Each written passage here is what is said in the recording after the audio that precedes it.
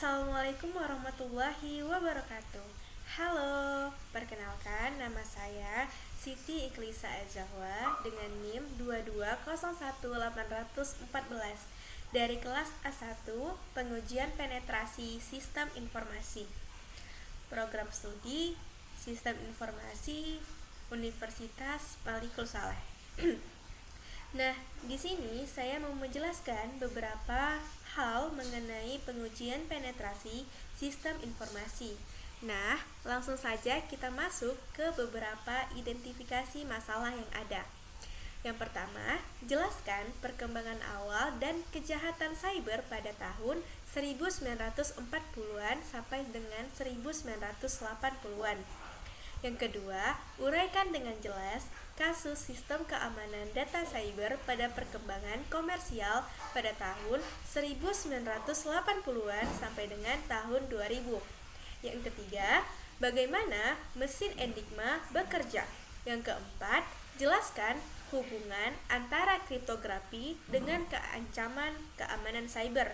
Yang kelima, bagaimana serangan DDoS yang terjadi di Estonia? Apa saja target yang diserang dan bagaimana cara pencegahannya?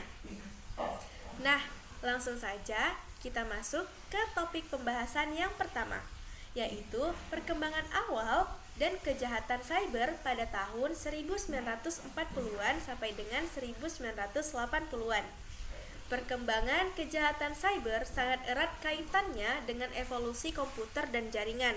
Pada awalnya, komputer seperti ENIAC pada tahun 1946 hanya digunakan untuk keperluan militer dan akademik tanpa ancaman keamanan yang signifikan, karena bersifat individu tanpa koneksi ke jaringan lokal LAN ataupun internet, sehingga data dan aplikasi hanya dapat diakses secara lokal tanpa berbagi dengan perangkat lain atau disebut juga dengan standalone. Namun, dengan munculnya ARPANET pada tahun 1969 sebagai cikal bakal internet, risiko keamanan mulai meningkat, ditandai dengan munculnya program eksperimental seperti Creeper pada tahun 1971 yang dapat berpindah antara komputer. Pada periode yang sama, praktik phishing mulai berkembang, di mana peretas seperti John Ripper menggunakan perangkat blue box untuk mengeksploitasi sistem telekomunikasi guna melakukan panggilan gratis. Selain itu, pada akhir tahun 1970-an, kasus peretasan komputer pertama terjadi ketika seorang mahasiswa berhasil membobol System Digital Equipment Corporation ataupun DEC, yang membuktikan bahwa keamanan jaringan mulai menjadi tantangan baru dalam dunia teknologi. Nah, selanjutnya ada berupa gambar Electronic Numerical Interrogator and Computer atau disebut juga dengan ENIAC yang sudah dijelaskan sebelumnya. Dan ada juga gambar yang kedua yaitu konsep Creeper, yaitu ada beberapa bilangan biner untuk enskripsi, yang dimana di tengah itu ada bacaannya WOM. Nah, selanjutnya kita akan masuk ke topik pembahasan yang kedua, yaitu kasus sistem keamanan data cyber pada perkembangan komersial pada tahun 1980-an sampai tahun 2000. Yang pertama, ada kasus Morris Worm pada tahun 1988. Worm internet pertama. Pada tahun 1988, Robert Papen Morris menciptakan Morris Worm, salah satu worm pertama yang menyebar di jaringan internet atau ARPANET. Worm ini mengeksploitasi kelemahan dalam sistem operasi Unix dan menyebabkan sekitar 10% komputer di internet saat itu menjadi tidak stabil dan tidak dapat digunakan.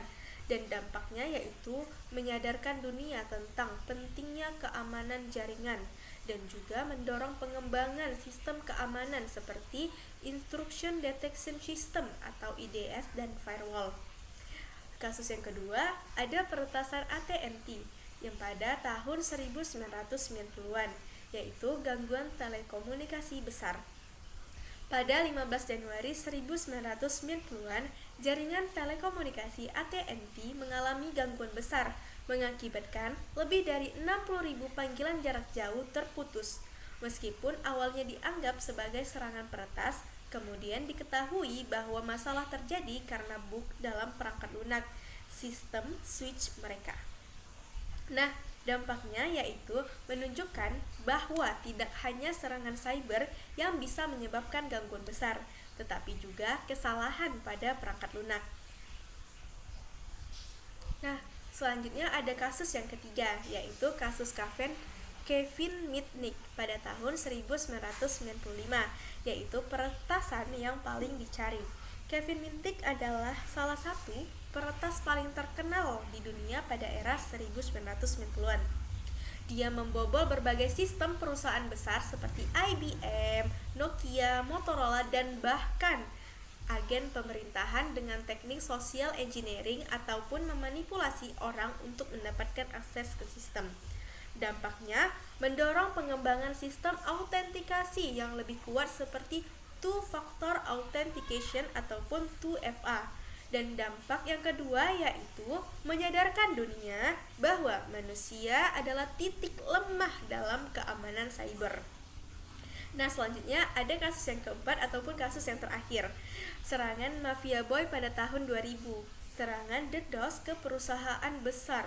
Pada tahun 2000, seorang hacker remaja dengan nama samaran Mafia Boy melancarkan serangan DDoS atau Distributed Denial of Service ke beberapa situs besar seperti Yahoo, eBay, CNN, dan juga Amazon, menyebabkan layanan mereka tidak dapat diakses selama beberapa jam bahkan hingga hari. Nah, dampaknya apa saja sih? Dampaknya menunjukkan bahwa serangan cyber bisa menyebabkan kerugian finansial besar bagi perusahaan komersial. Dan yang kedua, mendorong perusahaan untuk mengembangkan sistem mitigasi DDoS seperti Content Delivery Network ataupun CDN dan sistem load balancing. Nah, selanjutnya ada cara kerja mesin Enigma. Ini pokok pembahasan yang ketiga. Mesin Enigma adalah perangkat enkripsi elektromekanis yang digunakan oleh Jerman selama Perang Dunia yang kedua nih untuk mengamankan komunikasi rahasia mereka. Nah, cara kerjanya itu dimulai dari input huruf di mana saat tombol ditekan, sinyal listrik mengalir ke sistem rotor. Rotor yang berputar akan mengubah huruf menjadi sandi dengan pola yang terus berubah setiap kali tombol ditekan, memperumit enskripsi. Sinyal kemudian melewati reflektor dan plugboard yang semakin mengacak pola substitusi sebelum akhirnya menghasilkan output huruf terenkripsi yang muncul pada panel lampu untuk mendeskripsikan pesan yang ada. Keamanan sistem ini sangat tinggi karena kombinasi perubahan huruf yang mencapai triliun kemungkinan. Namun pada akhirnya Alan Turing dan timnya di Blectic Park berhasil memecahkan enigma menggunakan komputer awal bernama Bombay yang memungkinkan sekutu membaca pesan rahasia Jerman dan membantu memenangkan perang ke dunia kedua. Nah, ini contohnya ada gambarnya, itu mesin enigma ini seperti ini bentuknya. Nah, selanjutnya ada pokok pembahasan yang keempat. Hubungan antara kriptografi dengan ancaman keamanan cyber. Kira-kira apa sih hubungan kriptografi ini dengan ancaman keamanan cyber? Nah, kriptografi adalah dan ancaman keamanan cyber itu memiliki hubungan yang erat karena keduanya berkaitan dengan perlindungan dan ancaman terhadap data dalam sistem digital. Kriptografi digunakan untuk mengamankan informasi dengan cara menenkripsi data agar hanya dapat diakses oleh pihak yang memiliki kunci deskripsi. Metode seperti AES, RSA, dan ECC sering digunakan dalam komunikasi digital, transaksi keuangan, serta keamanan sistem komputer untuk melindungi data dari akses yang tidak sah. Namun, ancaman keamanan cyber seperti man in the middle atau meet-me, brute force, dan serangan kuantum dapat melemahkan efektivitas kriptografi. Misalnya, serangan brute force mencoba menebak kunci enskripsi dengan mencoba berbagai kombinasi gitu kan. Sedangkan serangan kuantum berpotensi memecahkan algoritma enkripsi tradisional dengan kecepatan jauh lebih tinggi. Selain itu, serangan pencurian kunci dan eksploitasi kelemahan implementasi kriptografi juga menjadi ancaman serius bagi keamanan cyber. Oleh karena itu, dalam dunia keamanan cyber, kriptografi terus dikembangkan dengan algoritma yang lebih kuat dan strategi perlindungan tambahan seperti Zero Trust Security dan post quantum kriptografi untuk menghadapi ancaman-ancaman yang semakin canggih. Jadi, hubungan antara kriptografi dengan ancaman keamanan cyber ini sangat berhubungan. Nah, ini adalah contohnya gitu kan. Misalnya kita kirim itu saya lagi makan, plain text-nya. Nah, di enskripsi nih menggunakan kriptografi gitu kan. Lalu dideskripsikan lagi menjadi plain text-nya gitu. Nah, inilah tahap-tahap yang ada pada kriptografi. Selanjutnya ada topik pembahasan yang kelima nih, serangan DDoS. Bagaimana sih target penyerangannya, cara kerjanya apa, dan bagaimana cara mengatasinya. Nah, kita masuk ke dalam topik yang terakhir, pembahasan yang terakhir, yaitu serangan DDoS. Serangan DDoS atau Distributed Denial of Service di Estonia terjadi pada tahun 2007 April 2007 terjadi ini, dan dianggap sebagai salah satu serangan cyber terbesar yang pernah dilakukan oleh sebuah negara gitu kan. Serangan ini dilancarkan setelah ketegangan politik antara Estonia dan Rusia akibat pemindahan patung Perang Dunia Kedua. Nah, target penyerangannya siapa aja sih gitu kan? Apa aja sih yang diserang gitu kan? Ada situs web pemerintahan seperti kantor Perdana Menteri dan Parlementer Estonia. Yang kedua, ada dari sektor bank dan keuangan yang menyebabkan gangguan transaksi perbankan online. Yang ketiga, ada media portal dan berita sehingga menghambat akses informasi publik. Jadi publik itu susah mendapatkan informasi dan juga berita. Dan yang keempat, ada penyediaan layanan internet yang memperlambat konektivitas nasional. Bagaimana sih cara mereka dan bagaimana sih cara kerja DDoS ini gitu kan, serangan DDoS ini. Nah, serangan ini menggunakan botnet yang terdiri dari ribuan komputer yang telah terinfeksi malware. Malware itu seperti virus ya. Jadi komputer-komputer itu sudah ada malwarenya. Komputer-komputer ini secara bersamaan mengirimkan permintaan ke server target. Jadi mereka itu mengirimkan permintaan ke server seperti web, pemerintahan dan juga bank, dan menyebabkan kelebihan beban dan membuat layanan tidak dapat diakses oleh pengguna sah.